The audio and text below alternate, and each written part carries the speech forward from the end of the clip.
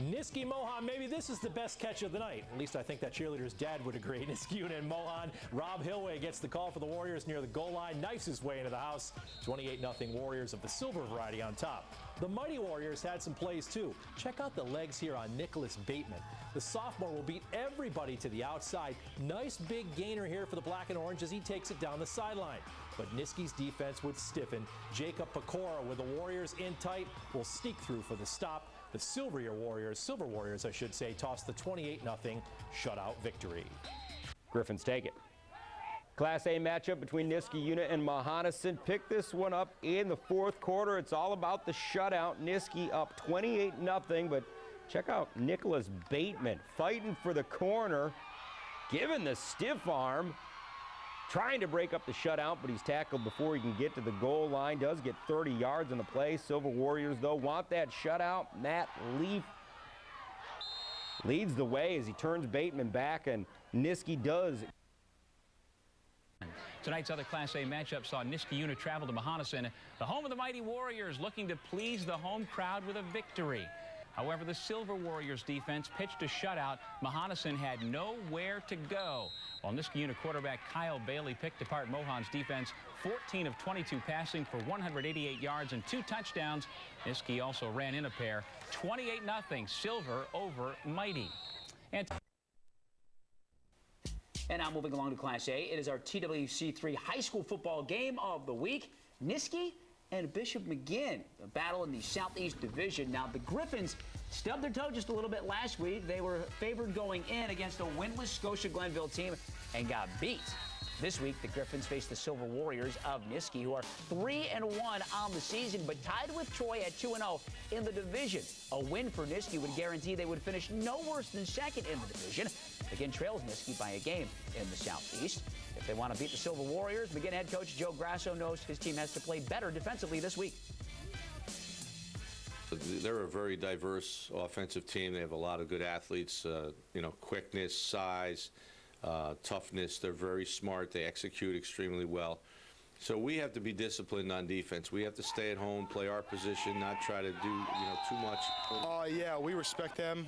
They're obviously very athletically talented, more than any opponent we've had this year. But we definitely have some athletes too to combat that. The Burnt Hills Boston Lake.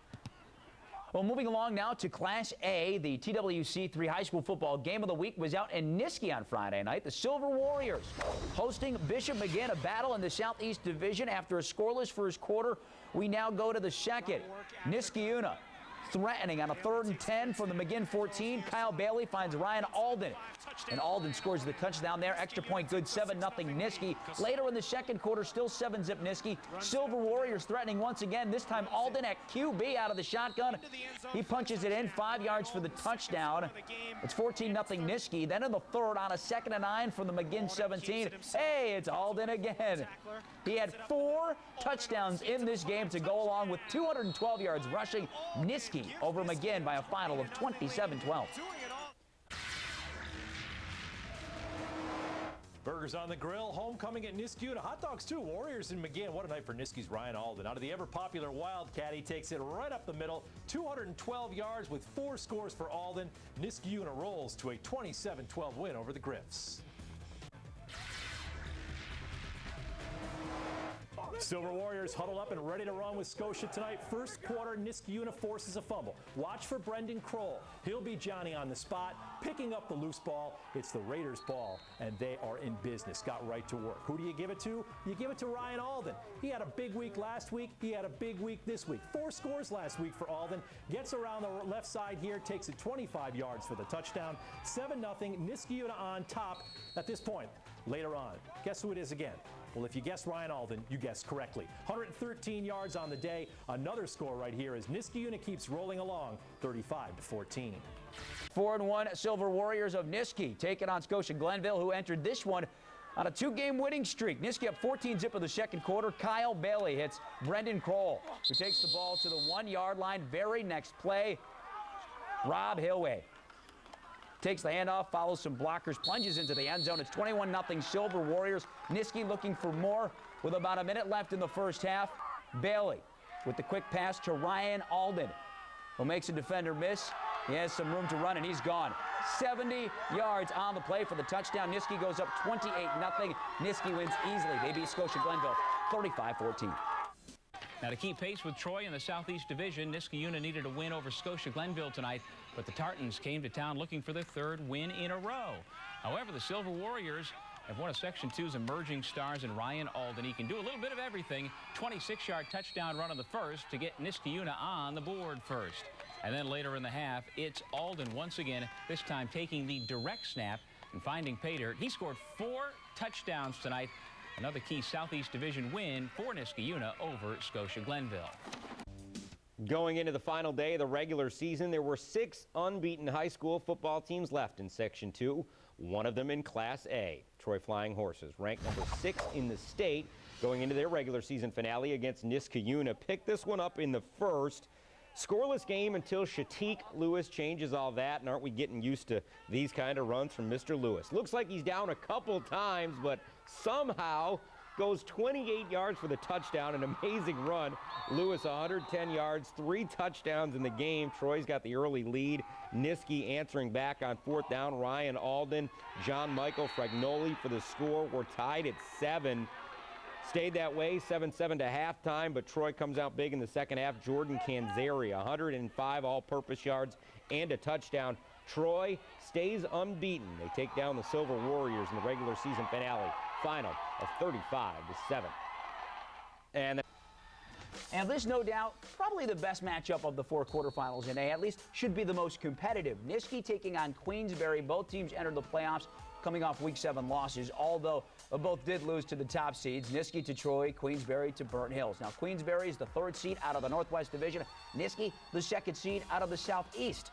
The Silver Warriors, they made it to the sectional semis last year in the double A's. They want to get back to the sectional Final 4. They'll have to go through a very physical Queensbury team to do it. Queensbury is an interesting matchup. It's going to be a spread offense against a packed, tight offense who prefers to run. They've shown a lot more pass and a lot more wide open play this year, but their bases are in just getting together and just going at you. Gloversville hosts Bishop McGinn. Brendan Krol rocking the black face paint during tonight's national anthem as the Niskayuna Silver Warriors hosted Queensbury, and the visiting Spartans marched right down the soggy field on their first possession and punched it in.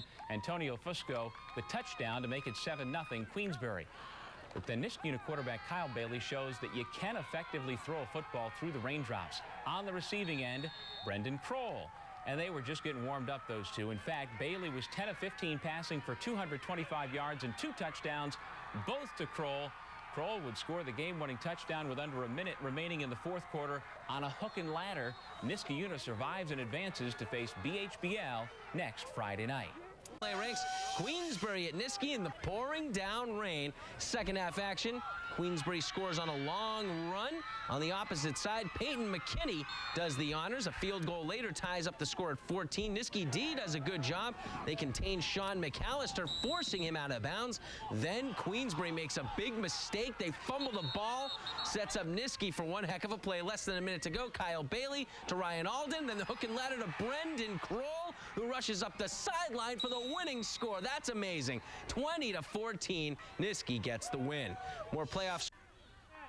Niskayuna hosting Queensbury. We go to the 3rd quarter. Nisky up 14-7. The Spartans looking to tie this baby up. Peyton McKinney with the 24-yard touchdown run right there. The extra point good. We are now tied at 14. We go to the 4th quarter. Nisky driving for the go-ahead touchdown, but Ryan Alden is intercepted by Peyton McKinney, and he gets the nice return here. 2 minutes to go now. Spartans looking for the go-ahead touchdown themselves. But McKinney fumbles right here. Nisky recovers it at the 10-yard line, and then under 1 minute to go now, Nisky at midfield. Kyle Bailey completes it to Alden, who laterals to Brendan Krol. Are you kidding me? See you later. That's the game winner. Nisky over Queensbury, 20-14. Hello and welcome to the best show on TV. First and 10, the postseason edition. I'm Jamie Say. Now 36 Section 2 football teams stepping into the pressure cooker of the playoffs this weekend. Now teams are either 3 wins away from a Section 2 title or 1 loss away from season's end. So we know Burnt Hills is on to the Class A semifinals. The Spartans get the winner of this one. Nisky Unit and Queensbury. Good game in Schenectady County tonight. It was 14-14 in the 4th quarter. Silver Warriors from Nisky get cooking. Kyle Bailey to Ryan Alden. What a great catch for a big gain. Warriors to the air again. Bailey to Brendan Cole. And the receiver dons a cape and plays superhero. Krol, a 45-yard touchdown reception, and that is the difference. Nisky Una survives Queensbury 20-14 to make the Class A semis. When we came out in the 4th quarter, tried to hit a couple big ones, but really didn't have much luck with that. And just hung in there through the game. Our guys are tough football players.